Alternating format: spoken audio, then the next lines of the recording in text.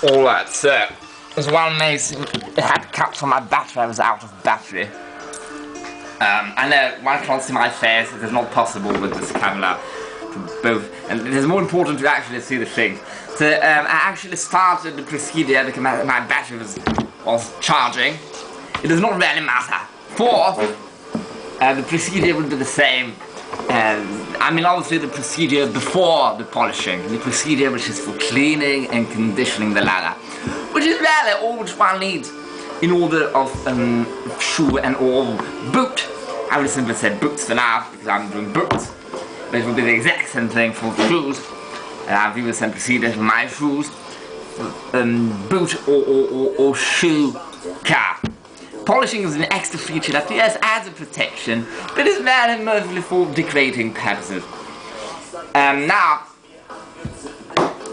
there are many videos out there, and how I learned was this way. I will explain. So in 2017, I was searching, and I stumbled across all these websites that practically tell us something, and I used to follow a method by a website, I forgot the name. And first I will brush inside out, then apply a shoe cleaner, which is a sort of liquid but not water, which also damages the leather. So a liquid with a rag inside, outside, upon the soles that are also made out of leather, and then applied a shoe conditioner, and then applied a cream beige shoe polish, and then finally wax beige shoe polish for the actual polishing.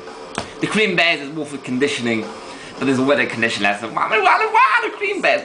Cream beige will be for mostly adding pigment, and then finally wax beige shoe polish for the actual polish.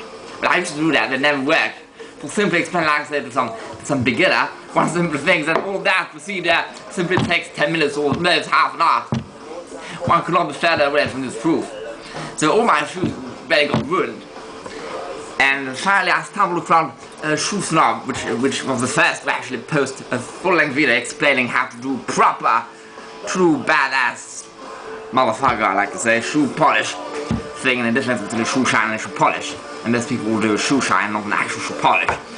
A shine will simply make it shine. I mean, the cleaning and conditioning, even this is the cleaning, even if I simply applied this now, after blushing, with a rag, it will already shine. But the polish is different, the polish looks like varnish, and it will not go, even if dirt is on top, as long as you brush off the dirt. The polish is a very thick layer. It is like a varnish upon furniture. It is easy to make my old wooden furniture shine, simply with any oil or anything.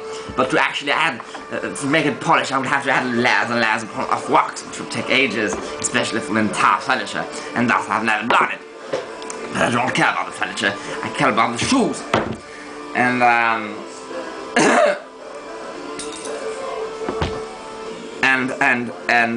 so the Shoe Snob explains how to do it, but one mistake, he did not explain how long it took. And the video lasts only, well, it lasts 12 minutes. And it says, add 4, do 4 steps, do 4 rounds. But the last one upon the next, on the center, do 3 rounds. I used to do all 3 rounds, I used to do 10 minutes for each round. And that is not enough at all. One should be at least half an hour to achieve the thing. So in total, each portion, you should never do the entire boot, because that would not work. Or shoe, it will not work. It would not work with tweezers. It would simply, and the military does that, because the military is only about, personally enough, I had a long discussion about it. My sister used to be with a boyfriend used to be in the American Navy, and he explained about the shoe polish. It is really about teaching them patience and restraint and whatever. It's not really about, like us, really wanting the boot to look nice and to be as efficient as possible. I think I have no more battery, damn it. Fuck it, it was going to stop in a minute, but I'm going to finish that. So, blasted that. The military is only about it looking good for parade. But you want to do what the military does, but only where it does not crease. So, at the back there, here. So it means from here to there. From where to how, where the leather does not crease. So you could do all that, at least on this boot you could do all that. And on that boot, not most, I reckon you could sort of do that, not really. Could be risky, it might just crease and then it will look ugly and it will be a waxy, whitish residue. And then obviously, if you're really in the mood to destroy time and the energy, because this is going to be super hard and it takes super long, you could also do the, one could do the especially on a bootleg that with thick soles and the heel, it will look nice to have polish. Because all the creases when the foot flexes, not much, especially on the bootlegs which is very hard. This is a British boot, typical British boot from the 80s or 90s. 1990s, I could not find originals that fitted me from the 19th century, so I found what I could, but are very similar to. These are traditional British boots. The brand is John Spencer, made in England, made in Hendon, in fact. Good website, thick soles,